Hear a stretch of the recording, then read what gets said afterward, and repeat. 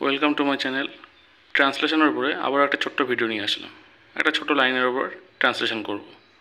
তো যে লাইনটা আজকে নিয়েছি সেটা হচ্ছে, লোকটির ইংরেজিতে অগাধ পাণ্ডিত্য আছে। এখানে এই অগাধ পাণ্ডিত্য এই একটা স্পেশাল এক্সপ্রেশন আমাদেরকে ইমপ্রুভড ওয়েতে ব্যবহার করতে হবে, যাতে ট্রান্সলেশনটা অনেক বেটার হয়।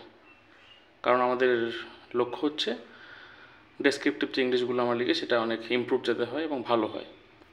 তো এখানে দেখা যাক কীভাবে লেখা যায়। এটা অনেকভাবেই করা যায়, তার মধ্যে একটা ইমপ্রুভড এক্সাম্পল এখানে দিচ্ছি। লোকটির ইংরেজিতে অগাধ পাণ্ডিত্য আছে, তাহলে এখানে সাবজেক্ট হচ্ছে লোকটি, তার মানে দ্য ম্যান। লোকটির আছে, তাহলে হ্যাজ প্রেজেন্ট ইনডিফিনিট টেন্স। আর এখানে কি আছে? অগাধ পাণ্ডিত্য, তাহলে অগাধ পাণ্ডিত্য ইংরেজি হচ্ছে প্রোফাউন্ড নলেজ।